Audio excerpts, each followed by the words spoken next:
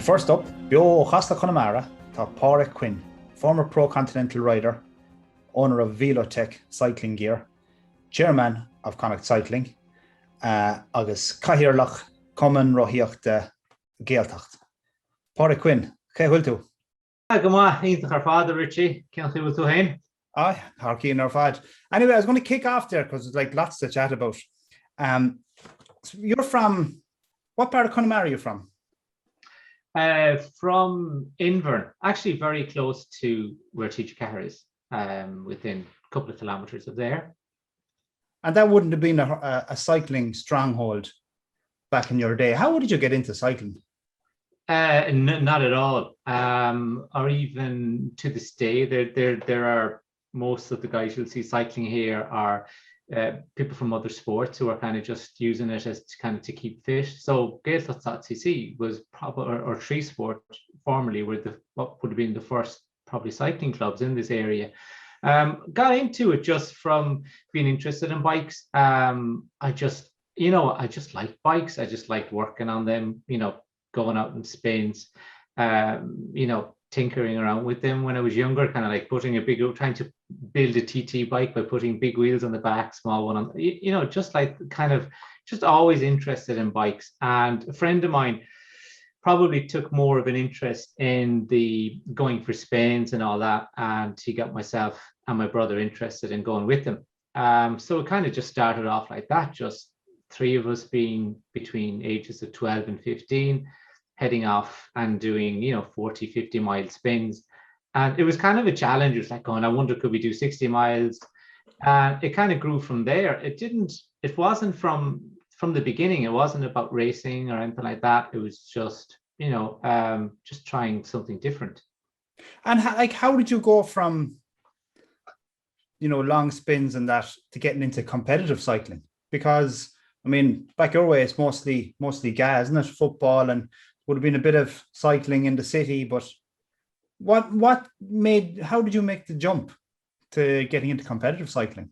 There's two big sports here, really. The water sports, which would be currach racing and sailing, obviously would be really big here. And then football would be, hurling wouldn't have been at all. So they're kind of like the main sports. And my dad was into rowing, and I think he thought we would have done the same. And we did try it for a while, along with other sports. We did judo and stuff like that too. But I think with the cycling, after a while, you just get that curiosity of like, I wonder, am I good at this? And there was a couple of clubs in Galway, Carib Wheelers, Thermo King, and you also had Oranmore. And they were all good clubs with like a lot of underage juniors, because at the time it was 87, 88, 89. So you had that, that buzz about the whole Kelly Roach winning the Tour de France and all that. So there's a lot of guys my age who were into racing. So getting into racing was it was interesting. And remember my first race, and I was basically completely clueless. And they joined Carib Wheelers, and I basically said, look, just sit at the back and, watch, so did that for the first race. And I think I won my second or third race by just jumping up the road and staying away for the whole thing practically on my own. So it was kind of from there on in, then it just became about going to races. And my parents were really supportive, because they had done rowing and they saw we were really, really getting into the cycling. So they really helped us. And I think that's important when you're that age, that your parents are involved and they're bringing you to races and they're supporting you. And tell us how you got on then on the Irish scene. This would have been late 80s, early 90s. Yeah, I would have been on the Irish team from maybe from 95, 96 up until 99, I think. Maybe 2000 might have been my last year. Yeah, it was good. There was just opportunities for me to ride races that I wouldn't have been able to ride with the domestic French team. With the French teams I would have been racing with, I was riding some really nice races, but with the Irish team, got to do World Championships. Tour of Hokkaido in Japan was a really good race, and we would have ridden some of the bigger at the time, maybe Espoir races in Italy and Spain. So that was all was all really good. Oh yeah, and two, we also had there was a national team at the time in two of the Tour of Britons. So Tour of Britain at the time, instead of having pro-continental invitations, they would have given invitations to international teams, because cycling has kind of changed in that it was, then you had very much a world tour scene. And underneath that, then national teams were being invited to a lot of races. So nowadays, you don't really see national teams on at a certain level of racing. It's there are so many tiers and so many teams and levels of professionalism. So that's probably what's changed the most, really. And like, how did you make the jump then from cycling in Ireland to cycling on the continent, cycling pro-continental? It wasn't through the normal ways of, where you own everything in Ireland and you want to go and race in France, which would have been that more traditional Stephen Roach, Sean Kelly approach. I had actually gone to do an apprenticeship, and I remember one day working on the cinema was being built in Galway, and I was working there with an electrical contractor. And I remember being up on the roof one day, and it was maybe this time of year, and I seen the guys heading out over the bridge, going out for a spin. And I was thinking, I don't want to be doing this. I'm not digging this. I'm not enjoying what I'm doing. And I thought maybe I should just go and, give full-time cycling a bit of a go. And my approach to it was I'd at least get to a certain standard by being dedicated, and I get to travel. I get time to think as well and see what I want to do, because I clearly wasn't kind of digging what I was doing at the time. So it was just that, really. Basically the following later that season, made a couple of phone calls, got to ride with a club in Brittany, kind of a small club to begin with, and it just grew from there. After that, then with some results, I was able to get on the Irish team and then get into some of the clubs in France that at the time would give you, pocket money. You'd have an apartment. You'd have you could drive around in you could cruise around wherever you were living in the team car if you were lucky, if they gave you the team car. And yeah, it just kind of went from there. And how much of an influence then would have the likes of Roach and Kelly, like you're looking at them on telly, Tour de France, Giro d'Italia, winning, like being top of their game. How much of a inspiration was that actually, an Irish lad can race on the continent? It certainly gives you that extra bit of confidence if you're kind of thinking, these guys can do it. Well, maybe I can possibly get there. It didn't seem unachievable. That's probably the difference. But also it put it into perspective of how good these guys were, how good these guys are. It really did, because you're kind of thinking you're racing at a certain level and you're finding it really hard. And then you do a Tour of Britain and it's like a 200K stage. And amateur racing and pro racing are quite different in that in amateur races, it's like 100K or maybe 130K. But in some of the pro races, 200 plus, and there are big parts of that race where there's not really a lot going on, and it's quite different. I mean, it can start off really hard, and then all of a sudden you're at the side of the road, going to the bathroom, and all of a sudden, then that it's gonna really, that it's really going to hit the fan in the last 40, 50K again, coming towards the finish, or if there are climbs somewhere, it's going to break up there. It's quite different, and it's I'd say some really good amateur some riders who could do really well in amateur might go into professional, and kind of it's a different style of racing, and it's a different. I think you really need for professional racing. I think you really need a really just this ability to just do day in, day out, loads of big mileage. You just need a big engine. I don't think you need to be a specialist as much as you need a big engine, and you need that good recovery, and you need just that health that some people seem to have, that you don't get sick easily, you recover very, very well. It's just different, I think. And what kind of races did you do on the continent? Like, we look at the kind of memorable kind of routes, and you look at the cobbles and the Alps, and what must it have been like being out in the continent, being out in France racing? Like, was there a point where you turn around and go, wow, I've landed here and I'm part of this? Did you pinch yourself, or were you always just so focused where you were just in the moment? I think when you do a race that has a big following or a big spectator, then you really get to dig. Somebody said last year it must feel strange for the professional riders at the moment when they're riding the big races and there's no spectators. To them, it must feel very different. And I must say that was riding the World Championships, that gave me goosebumps. Tour of Britain definitely felt kind of different as well. But some of the races in France, like the Tour de Seine-et-Loire races like that, they have really good, be very well organized races. And I like those races because the GC and the stage was settled on the climbs. And really and truly, I didn't go near it. I went to one of the cobbled races in Belgium once, and I was thinking, no, I'm not going back there. It was like, you figure out pretty quickly what works for you and what doesn't. And I was quite happy to go to any of the races in Spain. I remember once actually we were on the Irish team. We were flying into the Basque Country, and I was sitting beside Michal Fitzgerald, and he's a really good sprinter, and big strong guy. And he looked over at me and he's like, "Oh, I don't see one bit of flat road down there. I can only see the runaway. Everything else is all hills. And it was kind of like that for all of us. Sometimes you get on the Irish team for a certain race, or you might get selected for it, and you're actually saying, I actually don't really want to do that, but it's like that. But I think in professional cycling, once you're being really paid to do, I think some riders get sent to Belgium and they really don't want to be there. There is that element. It becomes like a job, and sometimes you don't want to do some of the races.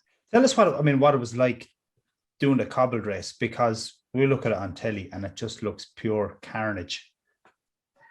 It is, it's, you sometimes think that, you've probably been on these cobbles that are in towns and cities here, pretty much everywhere, and they're kind of smooth. The ones in Belgium are like, they've got big gaps between them, and you hit it, and all of a sudden, like, it's like the bike is shaking so much, you're thinking, is the bike actually going to hold up? And you're kind of thinking, then I probably, doing it once was probably, you would probably get good at it, and you'd probably start picking better lines. You probably start riding more on the side or something. But when you do it for the first time, it's a real shock to the system. And I think I remember reading that in one of Kelly's books the first time he did it, one of the Cobble Classics. He was like, oh, how the hell are these guys even doing this? So you probably, you could get good at it, I suppose, by staying with it. And did you relish the mountains, or what kind of what did you look forward to? Yeah, I really did. It was pretty much sit at the back, talk, chat to the guys, and wait for the climb. And you found that with climbing, you found it that bit easier, you didn't. I mean, my weight was maybe 63 kilograms at the time. So once you kind of got into a rhythm, and even on a bad day, you still wouldn't lose much time on a hilly circuit, because some of the guys, even though they could be, same height as me, maybe 5'9", 5'8", some of the guys would be better built, so like more muscular, and that extra weight, you need quite a bit of power to get that up, especially longer climbs, anything from 5k upwards. But even on 3k, 5k climbs, you still have an advantage if you're lighter.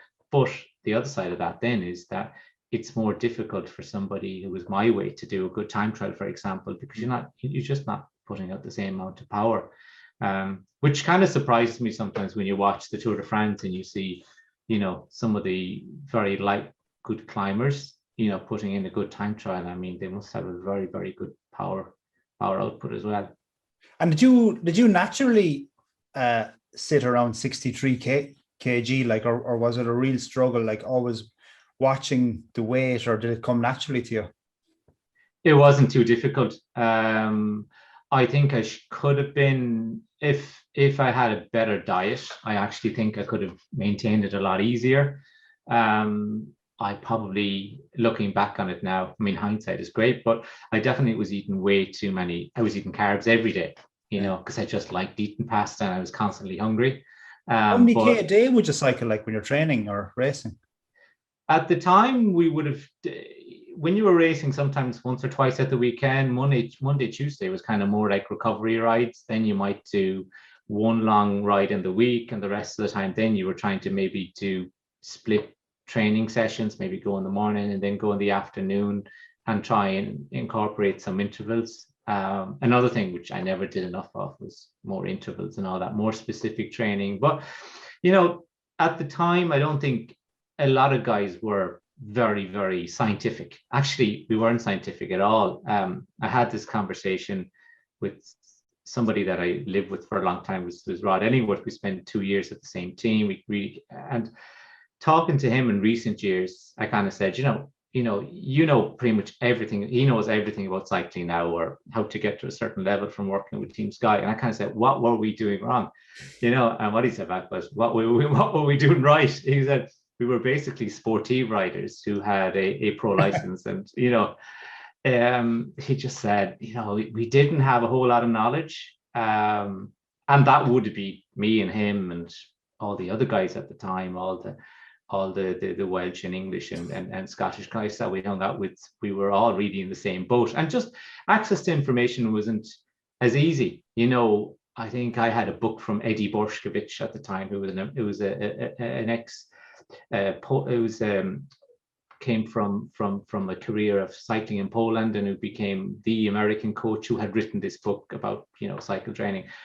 And that was it, really. You didn't have the YouTube, or you didn't have the coaches were like few and far between. It wasn't. I mean, in Ireland, I think Paddy Dorn was probably coaching most of the riders for some silly reason. I never actually approached him and asked him to coach me. A lot of the stuff just didn't make sense. It's like nowadays, everyone down to A4 seems to have a coach and a training plan and a diet plan. And, I don't think there's anyone like really kind of racing who's not following some sort of a loose plan these days. Yeah, and it makes a lot of sense. We were really kind of silly, really, not to have coaches, because we did have a lot of time. We should have been putting more effort into obviously improving ourselves and doing. The other thing probably that I did too, which was some riders didn't do, was I used to just ride every race like it was the next race. While some riders were probably more focused and kind of saying, look, I really want to win the nationals, and they would sacrifice mixing the racing and training and doing that. And I kind of never used these days by a coach, would you? No, you wouldn't. I mean, for us, it was like sometimes, I think Rod actually said this. It felt like we were just like, the horse or the greyhound that was just brought to the race and let loose. It kind of felt. It definitely felt like that. But you must be living the dream. I mean, what was the day-to-day life off the bike like over in France? Where in France? It was actually pretty boring, probably in today's standards. It used to be, get up in the morning and you'd wait for first thing you do is wait for the postman to come to see if there's any news from home. Calling home the odd time. It was just because without mobile phones, without being online at the time, you were pretty much left to your own devices, and the team car would come and collect you at the weekend before the race, drop you off on Sunday evening and say, we'll see you next week, and it definitely gave us a lot of time to think about things. There was a lot of sitting around and discussing all sorts of anything and everything. It was fun in a lot of ways, but I think you didn't get to, people would sort of say, is it hard to stay disciplined, not go out, do it, all that. But when you're living in some rural part of France or Belgium, there's not a lot to do. There's not a lot of distractions. I mean, I remember being in a little town in Brittany called Scare, and the only thing that happened in Scare is we used to scare the dogs when we went down at 9 o'clock in the evening to call home, because we were an hour ahead, and the place was just dead. There was just nothing in that town. There was 2 bars that would close at 6 o'clock type thing, and it was like that a lot, because some of these clubs that you would end up racing with, these Division 2, Division 1 clubs, they were in. Now some were in bigger cities. There was a couple of big Parisian clubs, but then if you were based there, like going training was quite difficult because you'd have to ride all the way out of some part of Paris to get your training. So Dijon, I would have been in Dijon, Nancy. Troyes was actually quite nice because there was a good bunch of us that trained together. There was a couple of pro riders in Troyes. We used to train with them. And I enjoyed that. Now, Troyes wouldn't be the most exciting place, but there was one of these big retail outlets, and we were always well dressed anyway for going out. But that was about it. And what was it like? Would you have a most memorable moment from racing on the continent? Most memorable moment probably would have been riding the under-23 World Championships. I mean, that just felt really special. I had quite good form at the time. I was really excited about it, and yeah, that's probably the one that stood out the most. Now, there were other opportunities that kind of came later on. I would have done the Tour of New Caledonia, won stages there, and events like that. And I kind of realized that there is a whole I think probably maybe a little bit less so, but at the time there was there were events being organized in places like Guadeloupe, parts of Africa. You could pretty much ride any country in the world, but you kind of got into this, you got to know people who knew people who were doing the invites. So after New Caledonia, I had an invitation to do some events in Australia. After that, then, I mean, there were races in Africa at the time. It was kind of really starting to take off. And I kind of regret that I didn't do more of that, because that could have been, just a real experience. And that's there too. I mean, not every, if you get to the stage, I think in cycling, you're not going to be that level to be world tour. And I think a great compromise is just go and ride all of these races all over I mean, you get to see the world for nothing, because a lot of these events, they'll cover the cost of flying there, of being lodged there and everything. So they're great. And actually, a lot of these races have really good prize money. So I should have done more of them, really, in hindsight. So that'd be kind of advice you'd give to kind of up and coming racers too, that it's a much bigger world than often people just focus on France, Belgium. There's a whole world of cycling.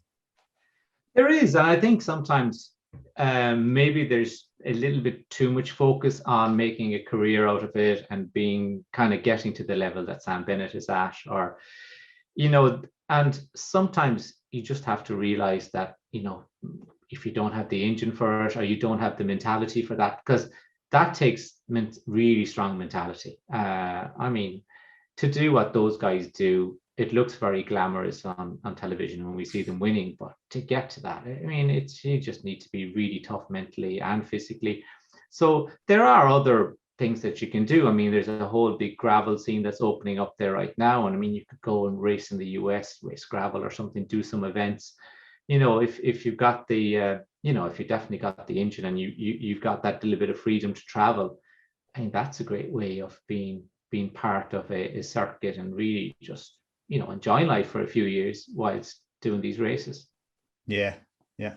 I was going to ask you too there about, I mean, the way you got into, the way you went abroad was a kind of just having a bit of neck and making a few phone calls. But it's very different now, is it? You were saying, I read in an article about, good Irish riders trying to get onto pro-continental teams, or get into the professional circuit. How different is it for them now than it was for you? It's different in that there are a lot of pro-continental teams. Now, you can still do the other, you can still go the other route and just go to a Division 2 club in France, and they don't have a lot of riders right now. And amateur cycling in France has taken a bit of a hit too, with just less money in the economy, less sponsors and all that. But these continental teams a lot of them are struggling too. A lot of them don't have very little budget. So a lot of the riders are not being paid in that, and I don't think people realize that. But it is a way of getting into really top-notch races. And if you can nail down a couple of results, well, then you could get into a good pro-conti team, or you could, eventually maybe end up on a world tour team. So there's a number of ways of going about it. Yeah, you can still do it both ways. But the pro-continental team scene is definitely, it's an improvement, because when I was racing, really, you kind of tried to maybe get on the Irish team to get access to some races, whilst the Impost Sean Kelly team was a great team for bringing guys on. Also, now you have Evo Pro, which are also an Irish pro-continental team. So there are just other avenues that you can explore, which is definitely good. And I think too, the guys being based away now isn't as big an ordeal, in that you could do online courses, you're in touch with everybody at home. Now, I don't know, maybe that could be a distraction too, but you can definitely be, you could definitely be working on other projects and racing in France and Belgium, because you could potentially work from home and do all of this. Yeah. And nowadays you can even cycle from home, the way things are. Yeah. Racing on Zwift. We'll get to Zwift in a bit. And what then, when it came towards the end of the career, bring us through that, and how you made, or how you came to the decision to retire from professional racing. I had picked up a couple of injuries, and in hindsight, a lot of it was to do with because I wasn't doing enough core exercises. If I had been doing more core exercises, more yoga and all of that, and going to the gym, I could have avoided all the problems that I had. Really? And tell us a bit about that, because I know people will be very interested in that, because everyone's into the kind of off-bike stuff that they should be doing. You basically want to be reversing everything that you're doing on a bike. So what can happen on a bike is, in that position, it's very similar to somebody that sits all day. You want to get into kind of strengthening and getting that proper length into the psoas muscles on the front of your body, your hips and all that.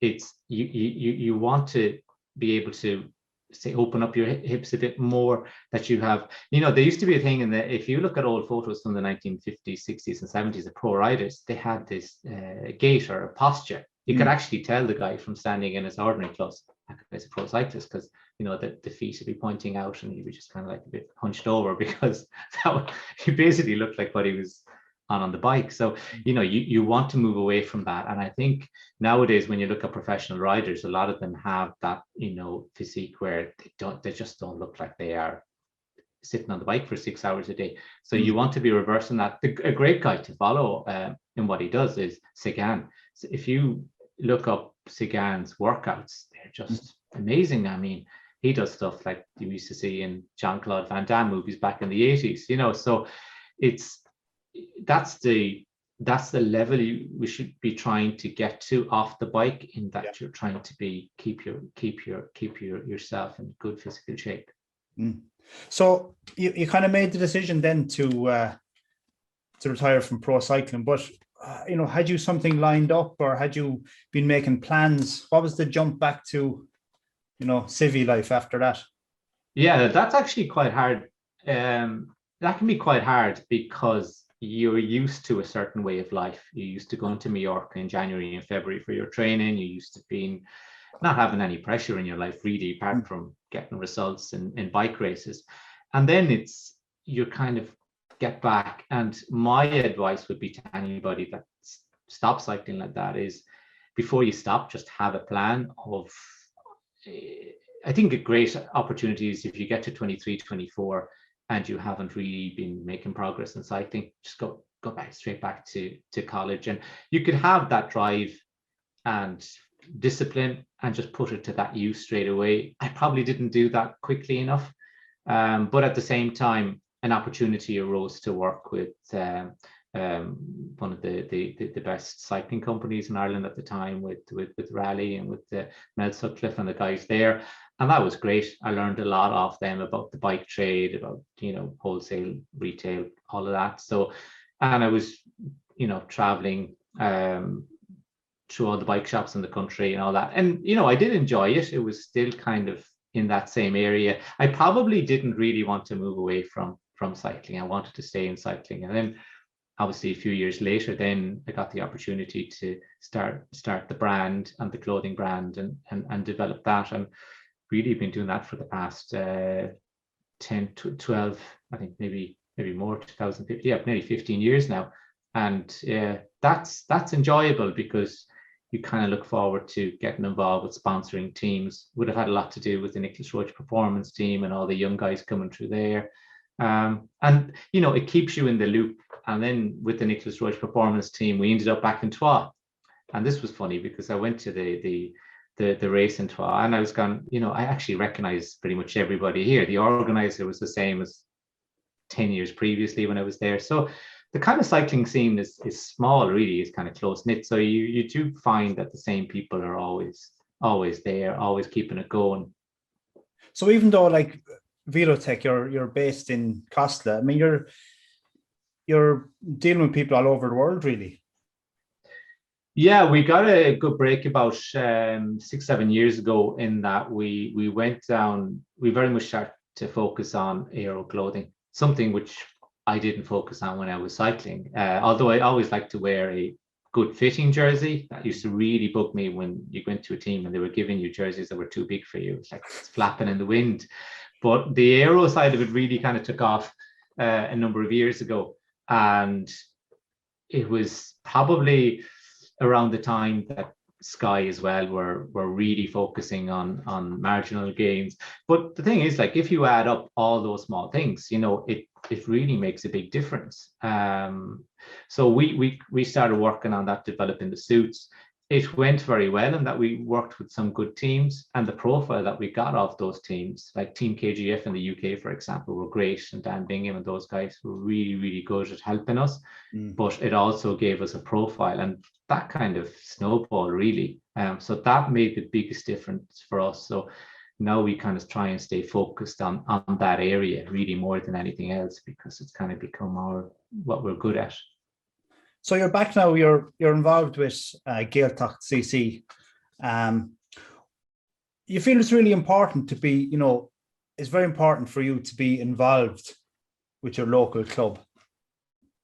What does that give you? Like, you're kind of giving something back now. As a pro rider, I imagine it's a very selfish lifestyle. Things are being handed to you, and you just, like you say, you got to deliver your results. You don't have these kind of life responsibilities. But it's kind of flipped now. Now you're back, you're involved with the club.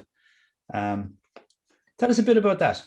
Yeah, that's a very good point that you made about when you're kind of a full-time athlete, you do become quite selfish, and I think you have to be.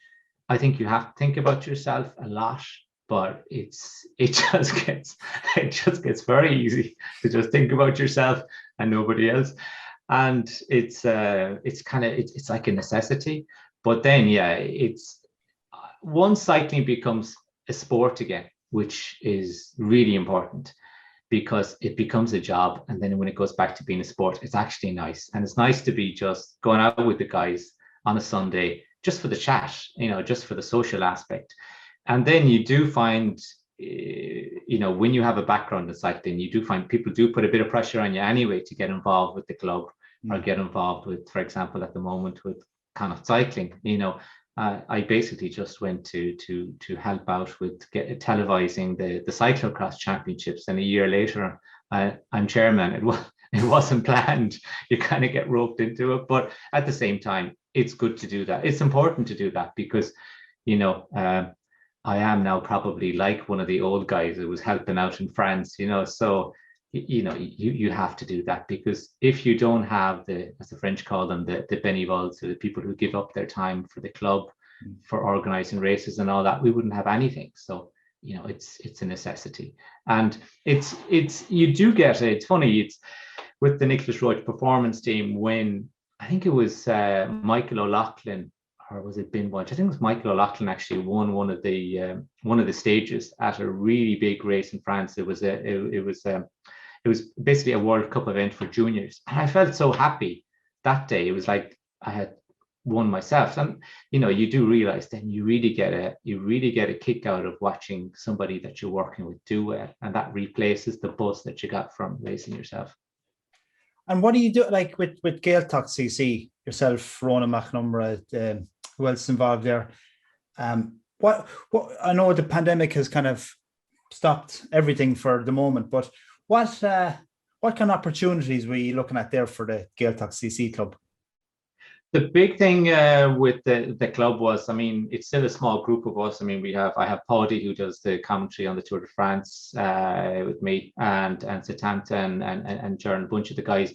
Like we we it started off as a kind of a small club idea and doing sportive events and going to France together, riding in the Alps and the Pyrenees. So once we did all that, and then Ronan really got competitive and really wanted to do more on the racing side, and he's really enjoying that. And I kind of got a lot of enjoyment out of going to the races last year with the guys and kind of giving them the tips and passing on my bit of knowledge and seeing them really enjoy it.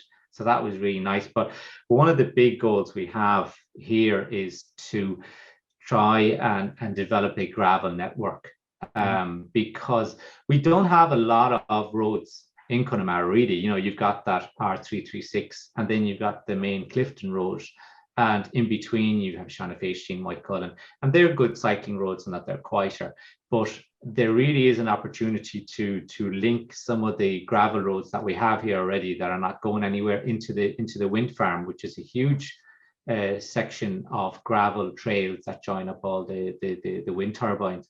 So what we're trying to do is create a big network that is has two purposes, really. It's great for training, and it's great if somebody comes to the area and they're going to the Aran Islands, all of a sudden they can go, well, I could rent a gravel bike and head off and do this, because a lot more people are into cycling now, especially a lot of people who are in other sports are using cycling to keep themselves fit. And there's this challenge that hopefully we'll be able to put it in place. So there's a challenge that you can do of riding gravel, and eventually it will connect as well to the greenway between Clifton and Galway, which, if ever it gets finished, will be absolutely huge, because some of the sections of that railway was passing through.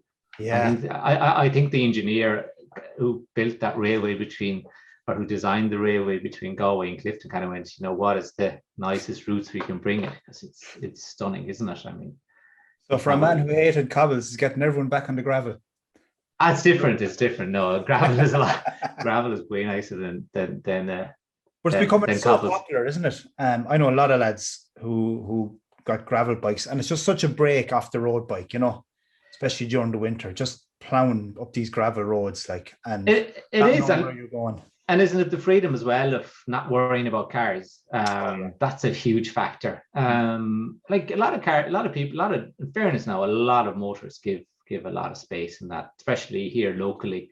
And also, but what I worry about the most, I think you do worry a little bit as you get older. I didn't really think about it so much when I was younger. You think you're invincible, but it's the biggest change I see. I'm not so worried about some of the older drivers. It's some of the younger drivers who are driving on looking at phones. I think that is really, like, it's I don't know how to do. I don't know how you could enjoy it. I kind of like, you know, when I'm driving, I like to be driving and thinking about stuff.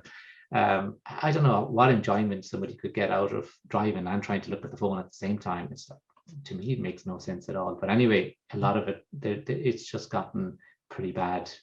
Yeah, it is a big concern, like, for all clubs, you know, I know in Galway, when you're picking your routes, you know, you're kind of thinking, well, avoid this road or that road. I know when we're going out from town, you know, you prefer to choose a kind of a back road than the main, you know, Uachtarard or the main Spiddle roads.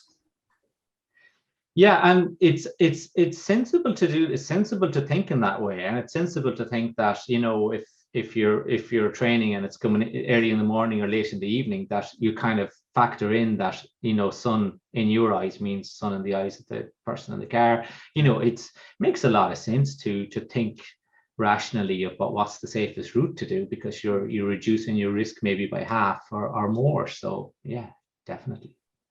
And one thing I'd say that's real enjoyable is yourself and Paddy O'Leonard today commentating on the Tour de France on TG Cahir.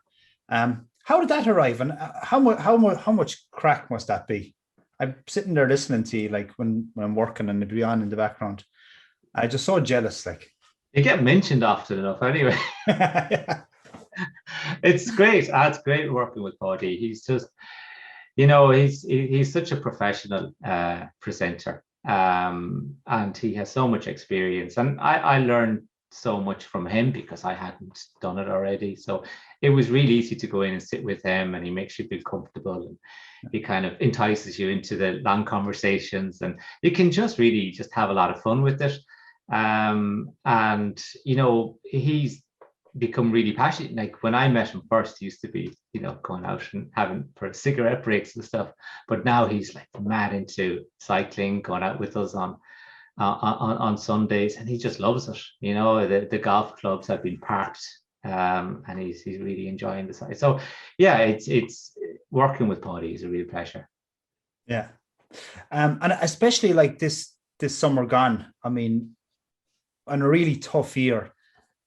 Like it was just so great for to be able to have Sam Bennett winning the green jersey on the Champs-Elysees, like, and for you to be able to be there, following that for people around the country. I mean, how cool must that have been? Yeah, that's definitely special.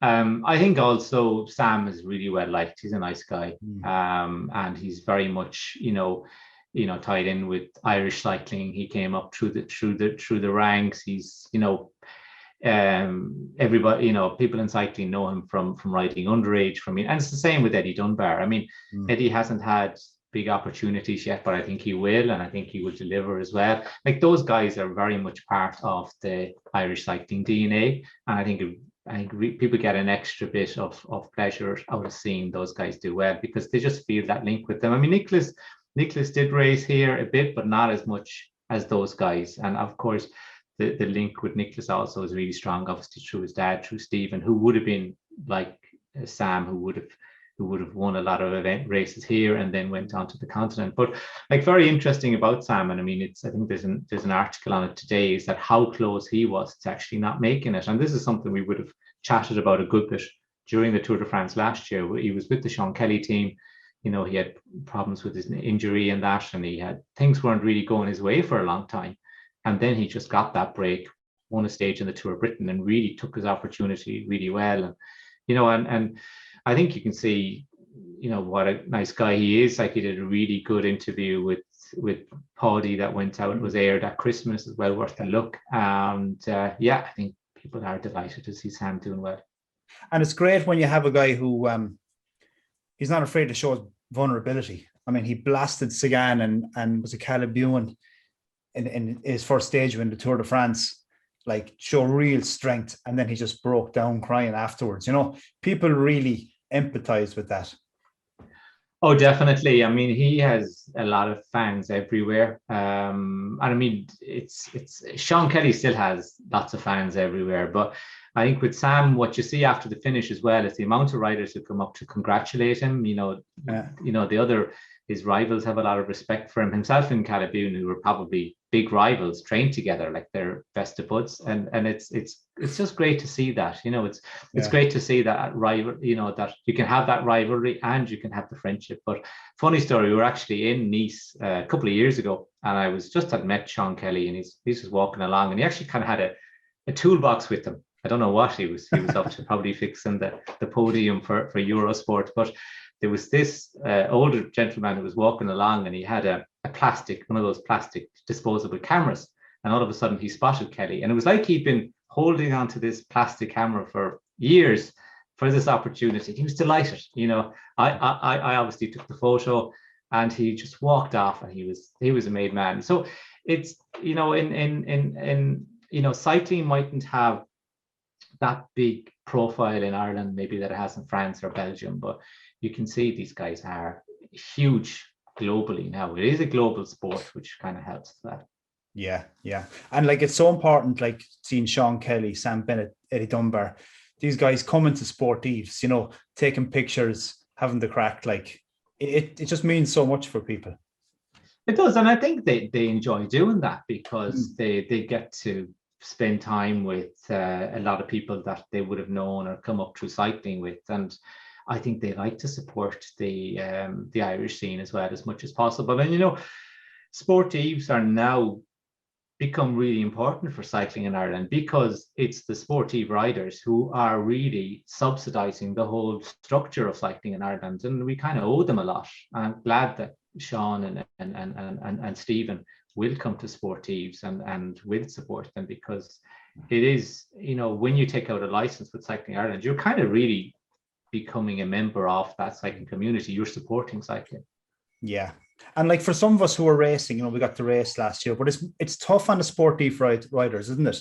Because they're supporting Cycling Ireland, getting the license. They didn't really get to do sportives last year, and sportives may be slower to come back than our league races and that. Yeah, that is unfortunate because they were the biggest losers really in terms of what they lost, and especially last year. I mean, fortunately, we got to ride some racing in the summertime. The challenge, your own club, the challenge leagues were really great in that.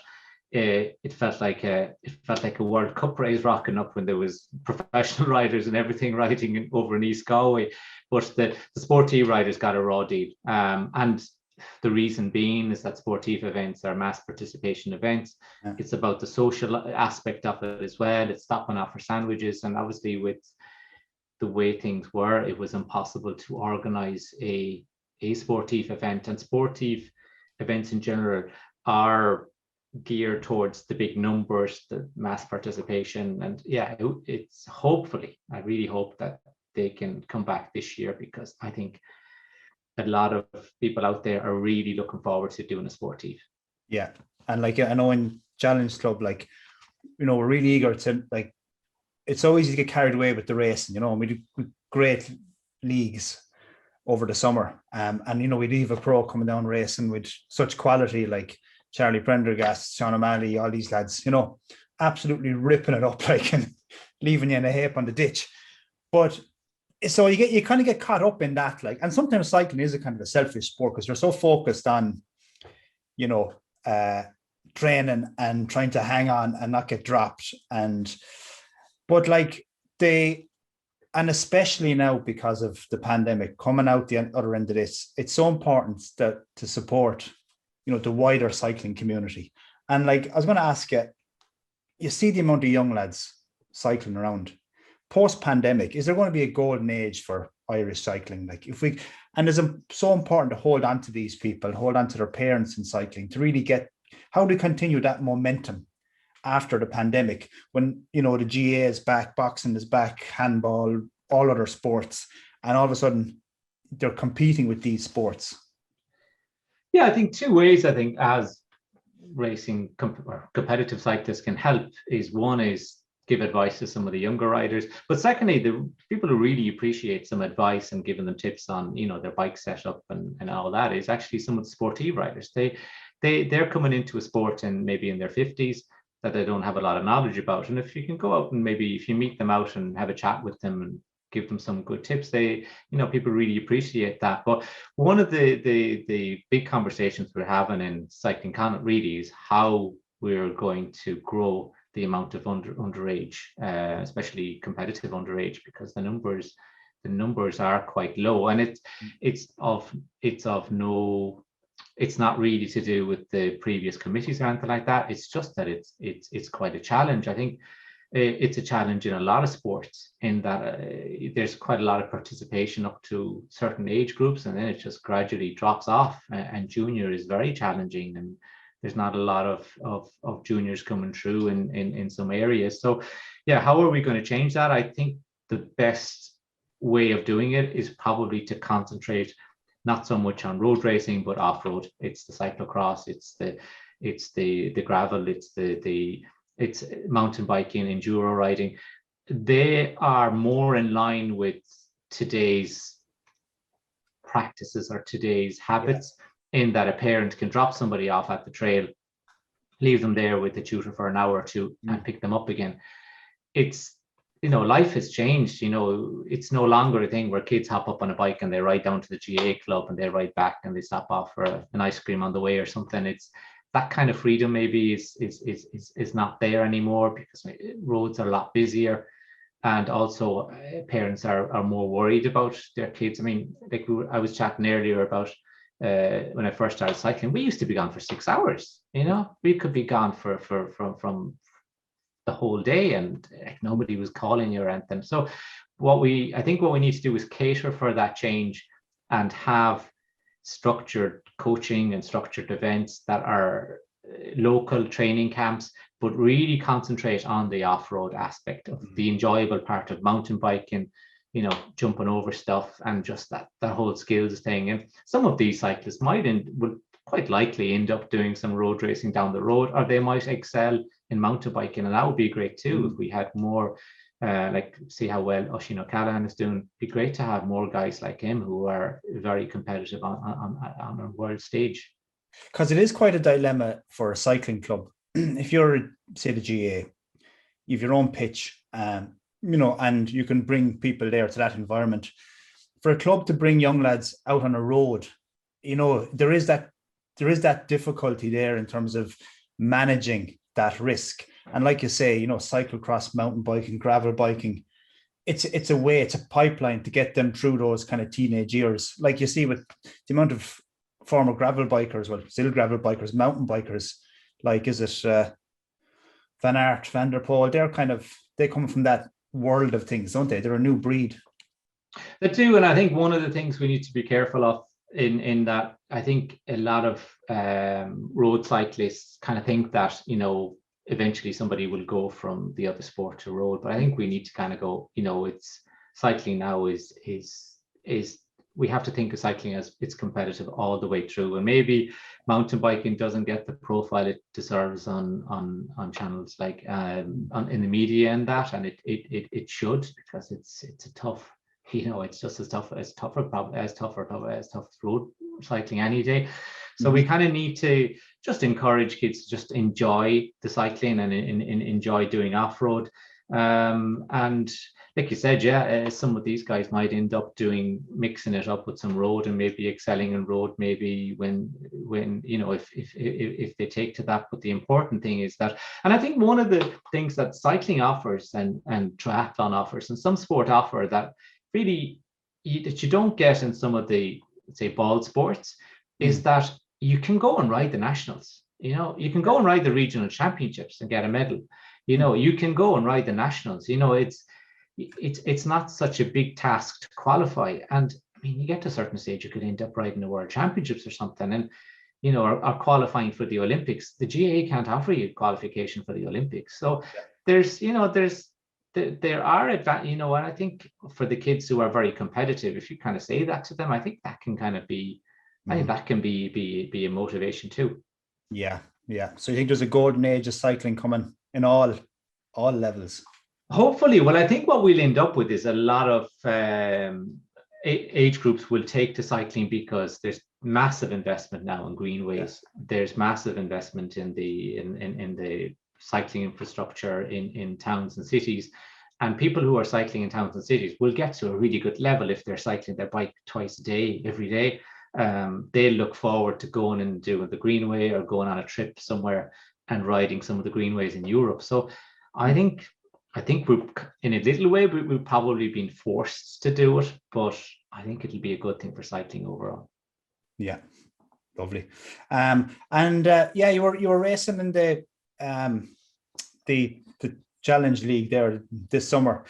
What kind of a kick did you get out of it? Was it the first time back racing really for a few years, or had you done much racing since you retired? No, last year was my first year of kind of just racing, regularly.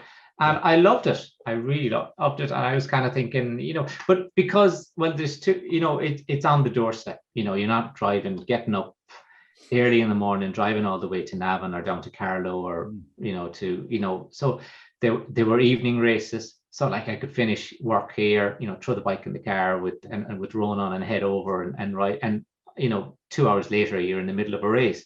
And the A3 category is nice in that you're not really having to commit too much time to your training, and you can still have a go, and then obviously we were being caught by the A1s and 2s later in the race, and you're having a dig and trying to stay at their pace as well.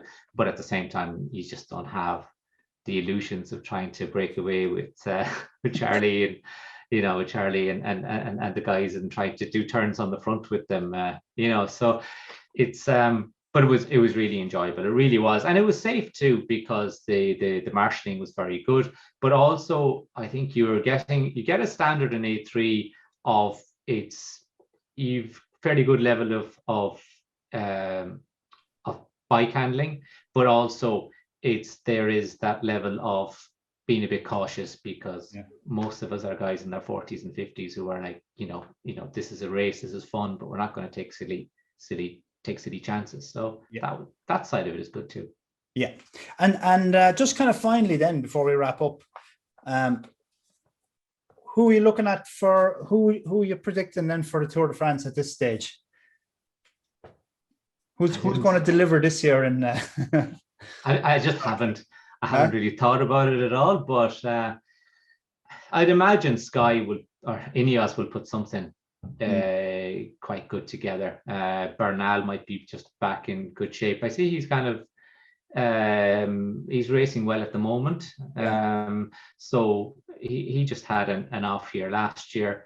And I mean, you can't rule out the two boys from last year as well. They'll be back. And every there is that turnover every couple of years in the Tour, but I'd say it'll be an open Tour this year. I think Ineos have a great team, but so have Jumbo-Visma, and there's a couple of other teams as well who've got good contenders. So it'll be like last year was brilliant. I think one of the best tours. It really was. Best is yet to come. Hopefully. Well, we look forward to watching on TG Cahir Tour de France. Pádraig gur míle maith that's it. Bheithling you. Gurmal Hina Rich there. We see you back out on the road at the Shanna Féistín Hill. Definitely. Hopefully in some race. And I promise not to knock you. I actually knocked Richard off his bike last year. I felt so bad. I'd say that was my fault now, seeing as you're the I we go 50-50 on that one. Went over the handlebars, and I just saw you going up the road, and thankfully Mick Rowan scraped me off the road. He was coming behind in the broom wagon bus. But that's it, like it's a good, safe race. It's well marshaled. So look, sometimes you do have an old tip or hit something and you will go down, but there was always people there. You always feel safe on the road, like even if you have a bump or a scrape. So, but look forward to getting back to it. And thanks again. Yeah, and good luck with Velotec. And so we'll see you on the road. Right, Richard, slán. Slán go fáil.